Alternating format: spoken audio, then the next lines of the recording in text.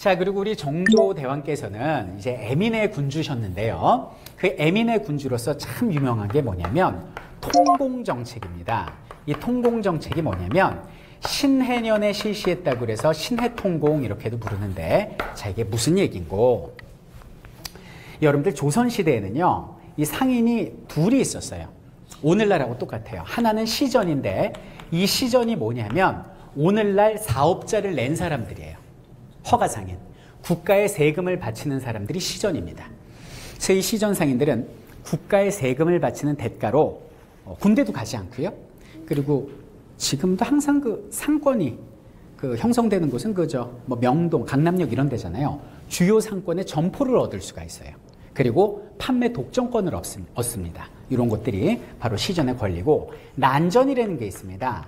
이 난전이 뭐냐면 오늘날 딱 무허가 좌판인데, 같은 떡볶이를 팔아도 왜 그 뭐 스쿨푸드 조스 떡볶이 이런 거는 시전이 되는 거고, 트럭에서 팔다가 구청 단속 나오면 사라지는 떡볶이 있죠. 요게 이제 난전이 되는 거예요. 근데 이제 조선시대 전기적만 해도 여기는 시전이 우세했는데, 이 조선 후기가 되면서 뭐 지난 시간에 얘기했지만 부자 농민들이 막 등장을 하면서 엄청난 그 수요량이 늘어나거든요. 근데 여기 있는 부자 농민들이 같은 물건을 사도 시전에서, 자, 갓을 산다고 칩시다. 제주도 말총으로 만든 갓을 사도 시전한테 안 사고 여기는 무허가 난전한테 삽니다. 그 이유가 뭘까요? 싸죠. 같은 갓이라도 시전이 1,000원을 받으면 여기는 난전은 500원만 받아요. 왜? 이 사람들은 세금 내고 이 사람들은 세금이 빠지니까. 그러니까 지금으로 따지면은 무슨 백화점 명품 매장에서 사는 게 아니라 인터넷 직구로 사는 거하고 좀 비슷한 거죠. 이래 버리니까 여기는 시전 상인들은 씩씩댈 수밖에 없죠. 아니 이러다 우리 나앉겠습니다. 정부 뭐 하는 겁니까? 저 무허가 난전 단속 안 하고 말이야. 아유, 저 단속하고 싶은데 인력이 부족해서. 그럼 우리가 단속할 수 있게 저 완장이라도 채워주세요. 그럴까? 그래서 채워준 완장이, 이 시전 상인들한테 채워준 완장이 난전 상인들의 상행위를 금하게 하는 권리, 금난전권이에요. 그러면 이제 시전 상인들이 3, 4, 5 다니면서 단속을 합니다. 적당히 단속할까요? 잔인하게 단속할까요? 물건만 깨는 게 아니라 사람까지 같이 때려버리는 거죠. 이 일을 여기는 정조대왕께서 보신 거예요. 그리고 정조가 뭐라고 그랬을까? 이거 아니지. 관이민을 관리하는 게 아니라 어찌 민이민을 탄압할 수 있단 말인가. 그리고 너희 시전상인들, 너희가 서인 노론 벽파에 자금줄이라며, 내가 그 자금줄 좀 끊어야겠다. 네 놈들이 금난전권 유지하려고 서인 노론들한테 뇌물을 바치고 그것이 그들의 바탕이 되는 재산이라며, 내가 그걸 끊어주마. 그러면서 여기 있는 시전 상인들이 가지고 있던 이 시전 상인 중에 생필품 6개를 파는 뭐 어물, 모시, 무명, 소금 이런 걸 파는 상인들을 유기전이라고 그러는데, 요 유기전을 제외한 모든 시전 상인들의 금, 난전권을 철폐한 정책이 통공정책이에요. 그러면 이제 그냥 깻잎 뜯어서 파는 할머니들, 그리고 그냥 조금씩 집에서 가내수공업해서 내다 파는 아낙네들도 장사할 수 있게 됐죠. 일반 서민들도 백성들도 먹고 살 수 있게 해준 정책. 특정 상인들한테 모든 그 혜택을 주는 게 아니라 일반 백성들을 위한 이 정책을 펼치신 분이 우리의 정조시다. 이렇게 봐주시면 되겠습니다. 그뿐입니까? 인사에도 뛰어나십니다. 이 세종하고 비슷하다고 그랬잖아요. 우리 세종대왕님은 능력 있고 뛰어나면 출신 성분을 가려요, 안 가려요? 안 가려요. 그 대표적인 예가 누구를 등용해요? 천민 장영실을 등용하죠. 여기는 정조는 천민이 아니라 설을 등용을 하게 됩니다. 여러분들, 설이 뭡니까? 첩의 자식입니다. 조선시대는요, 첩의 자식은 인간 취급을 하지 않습니다. 첩의 자식은 아버지라고 부르면 안 돼요. 어르신이라고 해야 돼요. 형님이라고 부르면 안 돼요. 적장자한테. 그냥 어른 이렇게 불러야 돼요. 그래서 호부호형이 안 돼요, 이 사람들은. 그리고 농민도 시험 볼 수 있는 과거 시험에 문과 시험을 못 보게 합니다. 그러니까 높은 자리에 올라오지 마라 이거야. 너희는 천하니까. 근데 여기는 서울 중에 똑똑했던 뭐 이덕무랄지 박제가, 그리고 유득공 이런 사람들을 규장각의 관리로 과감하게 쓰는 진정한 능력 위주의 인사다라는 거죠. 사실 오늘날 사회도 보면 우리 젊은이들이 지금 뭐 사회에 나와도 너무나 그 어떤 취업의 장벽에 가로막히잖아요. 우리 기업들 뭐 관공서도 마찬가지지만 말로는 능력 위주로 뽑는다고 하지만 일단은 스펙을 따지고 그 사람의 배경을 먼저 따지는데 이런 어떤 능력 위주의 인사, 어떤 능력 위주의 기용 이런 정조대왕의 정신을 본받아야 하지 않나라는 생각을 해봅니다. 자, 그리고 여기 있는 정조대왕께서는 지금까지 나왔던 법전들을 법전들을 통합 편찬한 대전통편이라는 법전도 만드신 분이 우리의 정조대왕이 되시겠습니다. 근데 여기는 정조대왕의 업적 중에 가장 큰 업적이 뭐냐면 바로 화성경영이다라는 겁니다. 자, 여기 앞에 어머니께 제가 한번 여쭤보겠습니다. 어머니 혹시 화성이라고 들어보셨어요? 수원화성. 화성이 혹시 뭐라고 생각하십니까? 정조가 네. 수도를 옮겨가려고 네. 야심차게 계획한 도시. 박수 한번 쳐주세요. 역사 교사세요? 아, 평범한 주부세요? 네. 야, 근데 이렇게 역사에 관심이 많으시군요. 여기는 화성은 뭐냐면 이 배경이 그래요. 이 정조대왕께서 굉장히 효자입니다. 이거 완벽한 사람이죠. 에민의 뭐 효자의 대단한 사람인데 이분이 이제 경복궁에 이렇게 사는데 그러니까 아버지가 돌아가셨잖아요. 그러니까 아버지 그 사도세자의 묘를 갖다가 좀 양지 바른 곳에 옮겨주고 싶은 거예요. 근데 서울은 아닌 것 같아. 아버지가 죽은 지역이잖아. 그래서 이제 직관을 불러다 물어봤어요. 야, 최고의 명당이 도대체 어디냐? 조선 팔도 중에. 전하, 바로 여기는 수원이 옵니다. 여기는 수원은 자고로 용이 여의주를 물고 있는 형상이 오니 사도세자의 묘를 수원에 쓰시면 장차 좋은 일이 있을 겁니다 라고 예언을 해요. 그래서 정조가 여기는 수원에다가 아버지 사도세자의 묘를 이장을 합니다. 묘를 쓰자마자 어떤 일이 벌어지냐? 자기 부인이 원래 그 자식이 없었는데 묘를 이장하자마자 그러면서 바로 입덧을 합니다. 태기가 생긴 거예요. 신기하다. 혹시 아버지의 은덕이 아닌가라고 생각하고 있었는데 아이가 태어났어요. 그 아이가 조금 있다가 정조의 이제 다음으로 왕이 되는 순조거든요. 근데 재밌는 것은 아들 순조의 생일과 어머니 해경궁 홍씨의 생일이 일치하는 거예요. 엄마 생일날 태어났어요, 아들이. 그러니까 오늘날 같으면 야, 되게 신기하다 이러고 말 일인데 옛날 분이잖아요. 아버지의 은덕이다. 이건 이 아버지 덕택이야. 이렇게 된 거예요. 그래서 너무 흥분을 하셔가지고 아버지 여기 있는 이 당시에 여기는 서울에서 수원은 굉장히 먼 거리거든요. 왕이 나서기는 12번 가까이를 행차를 하세요. 그래서 임금님이 행차한다고 그래서 이것을 어행이라고 부릅니다. 그래서 여기는 정조대왕께서는 백성의 소리를 듣기 위해서 60번 이상 어행을 나오시는데 그중에 아버지 묘에 행차하는 일이 10번 이상이었다라는 거죠. 그래서 정조대왕은 어떤 생각을 했냐면 어머니가 70이 되고 아들 순조가 15살이 되는 바로 1804년이면 이렇게 딱 맞거든요. 그럼 15살이면 이제 성인이 되잖아요. 그럼 요때 왕위를 넘겨주고 어머니를 모시고 여기는 화성으로 들어가야지 라고 생각하고 만든 게 화성이에요. 그럼 사람들이 생각할 때 이게 무슨 별장이냐라고 생각할 수 있는데 단순 별장이 아닙니다. 이게 뭐냐? 반경 6km짜리 성을 쌓았는데 지금 사진에 보고 계시죠? 일단 딱 볼 때 이게 보통 사진이 아니라 이게 요새입니다. 자, 볼까요? 이걸 옹성이라고 해서 이렇게 장독대처럼 둥그렇잖아요. 근데 의외로 지금 성이 높지가 않죠. 옛날 성은 높아요. 왜냐하면 사다리 타고 기어 올라오니까 막으려고 높게 쌓거든요. 근데 성이 안 높죠. 그 이유가 뭘까요? 군사 전술의 변화입니다. 임진왜란 이후에는요, 대포를 주로 쓰기 때문에 이 포공격 때문에 무너지지 않을 단단한 어떤 성벽을 만들지 높게 쌓진 않고 여기에도 전부 다 조총이나 포를 꽂을 수 있는 거치대가 있는 거죠. 높이는 높지 않지만 이제 단단한 성을 쌓은 거고 석성이죠. 그리고 저기 있는 옹성, 외벽이 무너지잖아요. 그럼 안에 벽이 또 있잖아요.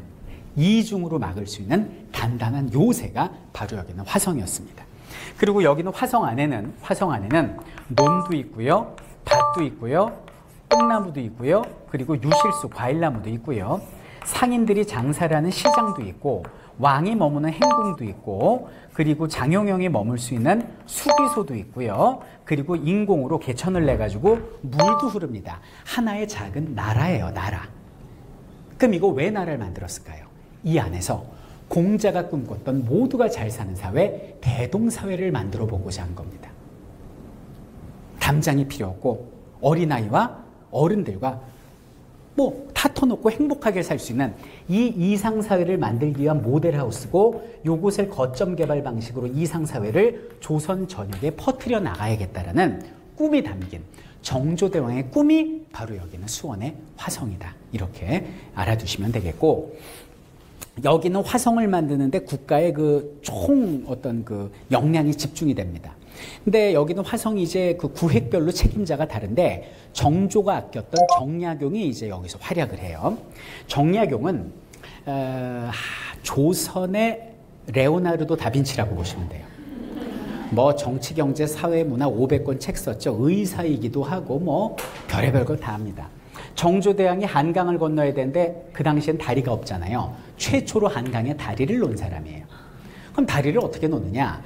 배를 쭉 이어요. 끈으로.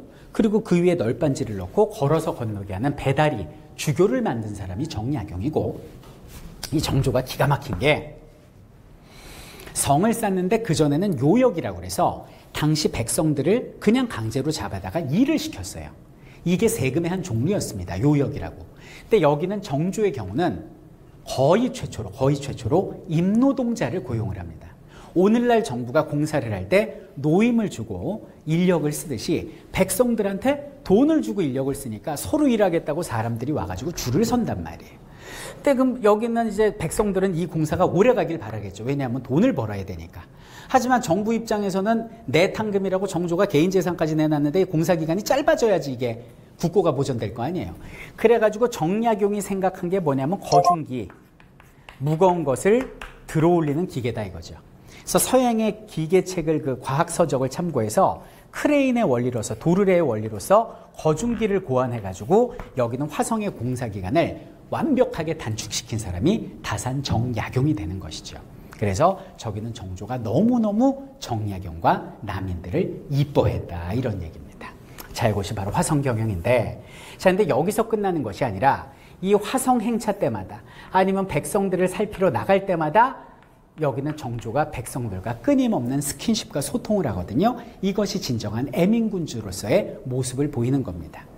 당시 임금님의 어진도 그리고 왕실의 행사도 기록하는 사진기가 없으니까 그림 그리는 기관을 도화서라고 부르는데, 이 도화서에 있는 화가들을 화원이라고 부르거든요. 근데 여기는 화원 중에 대표 짱이 누구냐면 바로 단원 김홍도입니다. 들어보셨을 거예요. 여기 있는 김홍도가 그린 요것이 바로 시흥환 어행렬도가 됩니다. 정조 화성 능행도 8폭 중에 하나인데 행렬 주변에는 구경하는 백성들이 되게 많이 보이거든요. 근데 신기하게 사람들을 보면 왕의 행렬임에도 불구하고 꿇거나 엎드려 있는 사람이 없어요. 다 서 있습니다. 다 서 있고, 심지어는 옛날에는 그 왕이 행차하면 경호 문제 때문에 이게 가까이 못 오게 하거든요. 근데 사람들이 옆에서 춤을 춰요. 그 사람들한테 뭘 팔라고 엿장사 아저씨도 있고 떡 파는 아줌마도 있고 막 다 따라오는 대국민적 축제인 거죠. 왜 그랬을까요? 정조가 이렇게 얘기를 합니다. 백성이 나에게 가까이 오는 것을 막지 말라라고 이야기를 합니다. 그리고 백성들의 손을 일일이 잡아줍니다. 그리고 그들의 아픔을 묻죠. 무엇이 억울하냐? 무엇이 아프냐? 내가 들어주마. 이렇게 되는 거예요. 여러분들, 조선시대에 백성들 억울함을 풀어주기 위해서 무슨 북이 있었어요? 둥둥둥둥. 신문고. 그걸 아이러니컬하게 태종 이방원이 만듭니다. 근데 그 신문고가 실제로 소용이 있었겠습니까? 말도 안 되는 소리 하네. 신문고를 울리려면 일단 그 지방 관찰사, 도지사한테 먼저 가서 억울함을 호소해요. 그래서 만약에 안 들어주면 서울로 올라와서 사헌부, 오늘날 검찰에 가서 민원 제기를 해요. 그래서 사헌부에서 안 들어주면 그 다음에 와서 신문고를 쳐야 되는데, 이것이 궁궐에 끌려가면 죽는 의금부 당직실 근처에 있어요. 그걸 어떻게 쳐? 일반 백성이 치면 끌려가서 곤장 맞습니다. 그건 상징물이지 실제 백성한테는 아무 도움이 되지 않아요. 그래서 연산군 때 없어졌다가 영조 때 다시 부활을 하는데, 근데 재밌는 건 영조가 신문고를 부활시키면서 금지시킨 게 뭔지 아세요? 그게 바로 상언과 격쟁이라는 겁니다. 자, 상언 격쟁이 뭐냐? 이게 사실상 신문고보다는 훨씬 더 유용한 건데, 높은 사람이 왕이 지나갈 때 꽹과를 칩니다. 혹은 징을 쳐요. 그러면 왕은 혹은 높은 관직에 있는 사람은 의무적으로 가마를 멈춰야 돼. 그리고 그 백성들한테 억울한 사연을 만약에 글로써 받으면 상언이요. 그리고 말로써 받으면 그건 격쟁이 되는 거예요. 이게 의무거든요. 근데 왕이 나가면 하도 막 징을 쳐대니까 뭐 나갈 수가 없는 거죠. 그래갖고 신문고 달아놓고 상호 격쟁을 금지시켜요. 영조 때. 그 백성 사랑하는 영조도 나가질 못해요. 나가면 시끄러. 이랬단 말이에요. 그런데 여기는 정조가 상언 격쟁을 부활을 시킵니다. 그래서 저기는 수원 가는데요. 전진을 못해요. 계속 울리니까 멈춰라 오라 무엇이 아프냐. 멈춰라 오라 넌 또 뭐가 억울하냐. 이렇게 된 거죠. 그래갖고 상언 격쟁을 얼마나 많이 하냐면 자, 백성의 억울한 사연을 담은 상과 격쟁을 통해 정조가 해결한 민원이요 3,500건입니다. 그리고 3일 만에 해결해 줬대요. 3일 만에. 이거 서울시청보다 더 빠른 것 같은데 3일 만에 해결해 줍니다. 그리고 가다가 딱 이제 그 어행 가다 중간에 유숙을 하잖아요. 딱 앉아서 제일 먼저 하는 말이 오늘 민원 가져와예요. 그리고 이런 말을 남기십니다. 나는 소설을 읽는 것보다 상소문을 읽는 것이 더 재미가 있고 백성이 배가 고프면 나도 배가 고프고 백성이 배가 부르면 나도 배가 부르다. 백성을 자신의 몸처럼 내 자식처럼 생각했던 사람이 바로 정조 대왕인 것이죠. 자, 우리 조선왕조의 기록을 한번 볼까요? 자, 정조 3년인데 이번 상호는 대부분 먼 지방 사람들, 이 지방에서 올라온 사람들 억울하니까 지방 사람들이 한 것이어서 더러 격식을 어기기도 하였을 것이나 이런 이유로 그 절차를 어겼다고 그거를 안 들어주면 안 된다라고 말씀하시고 계십니다. 사건사 이외로 아랫 것만 빼고 이렇게 말씀하시는데 사건사라는 게 뭐냐면 상언 격쟁할 때도 아무거나 다 얘기하면 안 돼요. 예를 들어서 전하 뭐가 억울하냐, 뭐 친구가 뭐 저를 눈썹이 진하다고 놀립니다, 짱구라고 놀립니다, 뭐 이런 거 하면 안 되잖아요. 그래서 4가지 건의사항을 정해놨어요. 하나는 뭐냐면 신분과 관계된 문제를 건의하라. 뭐 종놈이 나를 괴롭혔다든지 뭐 이런 거 있잖아요. 2번째는 뭐냐면 부부와 관련된 처천 문제, 요거를 건의하라. 3번째는 부자, 아버지와 자식 간의 문제를 건의하고 4번째는 자기와 관련된 일만 건의하라. 이게 사건사예요. 이거를 어기면 오히려 끌려가서 곤장을 맞아요. 함부로 징을 쳤다고.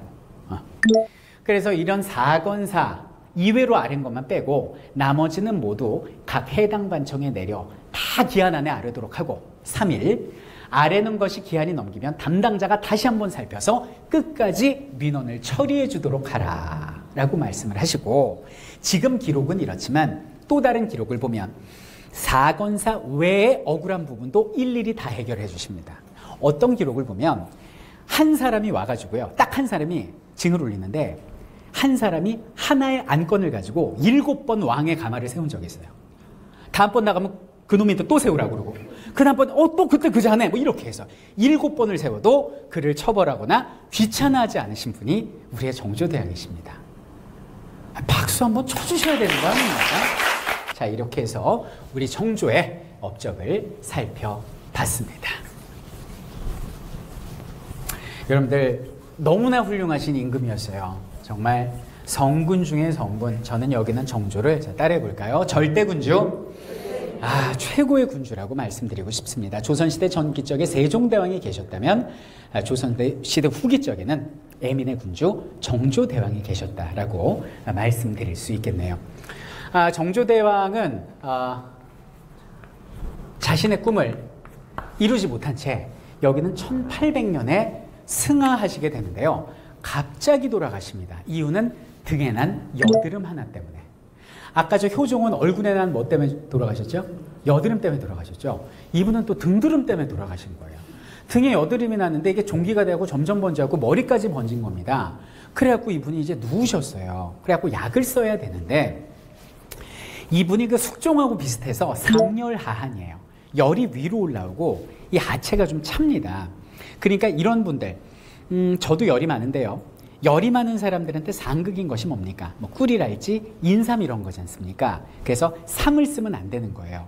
근데 여기는 정조는 본인이 이제 좀 약간 그 몸이 막 열이 올라오고 하니까 의학 공부를 굉장히 많이 하시고 수민묘전이라는 의학서도 직접 쓰신 분이 여기는 좀 그러니까 의사고 뭐 싸움도 잘하시고 다 잘해요 이분이. 그 의학 지식이 되게 뛰어나세요. 근데 이분이 이제 실록을 보면 승하하시던 날에 그 기록이 있거든요. 근데 그 기록에 뭐라고 나오냐, 마지막 유언이 뭐냐면 이거예요. 너무 기록이 안 살아 나오니까 거기는 어이들이 인삼탕을 드립니다. 인삼탕을 드리면서 지금 나에게 먹인 것이 무엇이냐? 인삼탕이옵니다. 인삼 5돈 넣니? 3돈 넣습니다. 알았다. 그리고 돌아가셨어요. 그러니까 본인 아들이 15살 되기 4년 전이죠. 그래서 아들이 11살에 왕이 되는 거예요. 근데 여기는 이제 정조의 암살설이 좀 대두되는 이유가 뭐냐면 이 정조를 마지막으로 본 사람이 누구냐? 돌아가시기 전에, 승하시기 전에 마지막으로 본 사람이 누구냐면 정순왕후예요. 자, 여러분들 혹시 정순왕후가 누군지 기억하십니까? 여기는 정조의 할머니인데 젊은 할머니죠. 영조가 66세에 들였던 15살짜리 소녀. 그 사람이 정순왕후고 노론벽파와 밀접한 연관이 있는 여자입니다. 근데 여기는 정순왕후는요, 조선왕조 실록에 단 한 차례도 여기 있는 정조와 다투었다, 정조한테 반했다라는 기록이 단 한 글자도 없어요. 그런데 희한하게 드라마나 뭐 예를 들면 영린이라는 영화를 보면 현빈 씨가 정조예요. 할마마마 이러는데 그 정순화가 누구냐면 한지민 씨거든요. 되게 귀엽고 청순하잖아요. 아까는 이산 부인이었는데 뭐 어쨌든 근데 거기서 이제 정순왕으로 나오는데 막 굉장히 표독스럽게 나옵니다.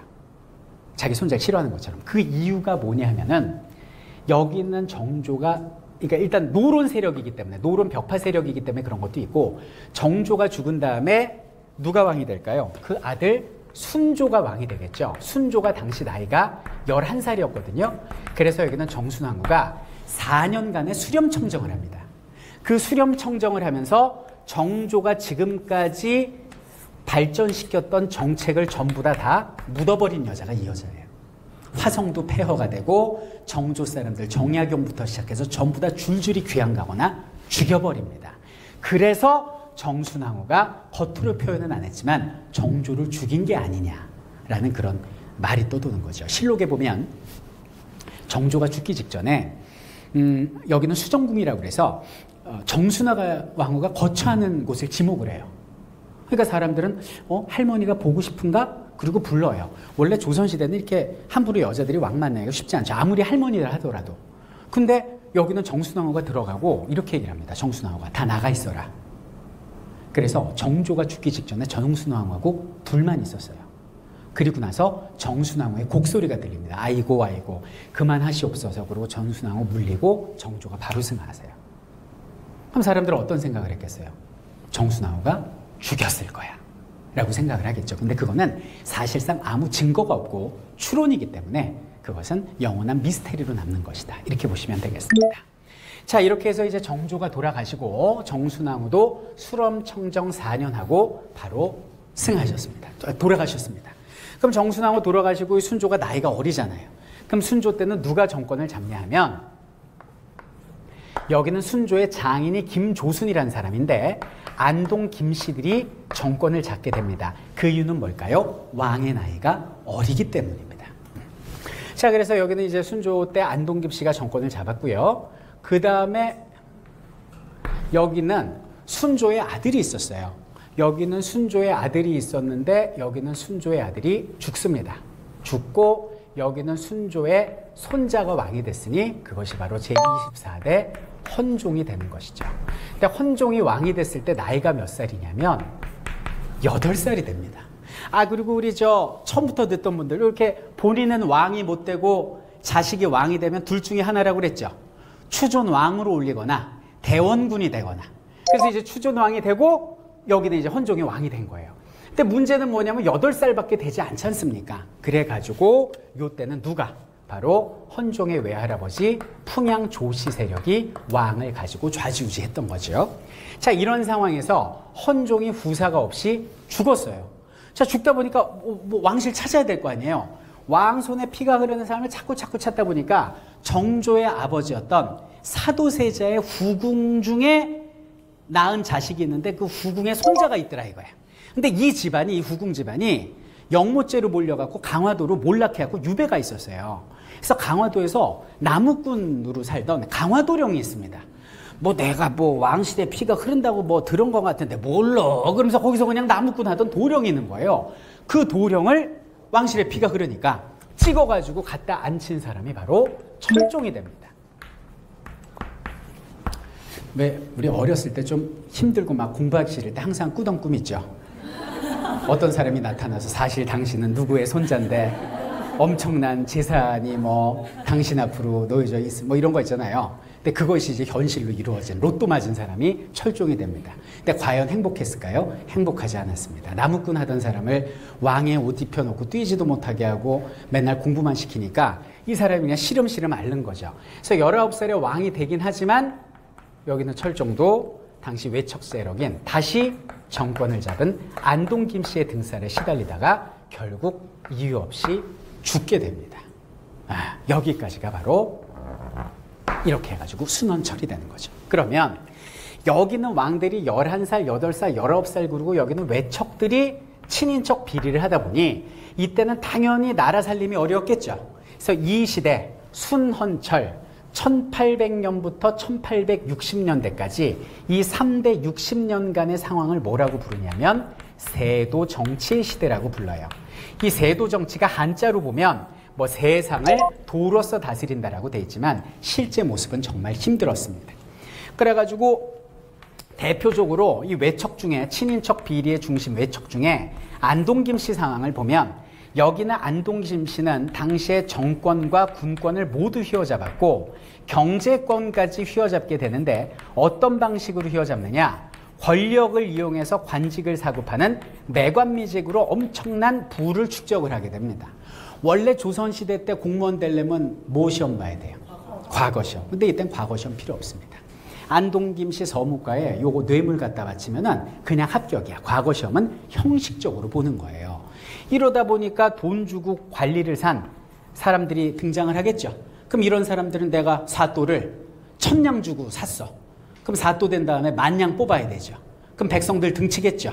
이런 사람들을 뭐라 그래요? 탐욕스러운 관리, 오염된 관리. 그래서 탐관오리 이렇게 부르는 것이고 이 탐관오리들이 너무너무 백성들을 힘들게 합니다. 그러니까 백성들이 처음엔 뭘 할까요? 처음엔 소청이라고 그래서 민원제기를 해요. 근데 민원제기 해봐야 상급관청에는 슈퍼오리가 앉아 있거든요.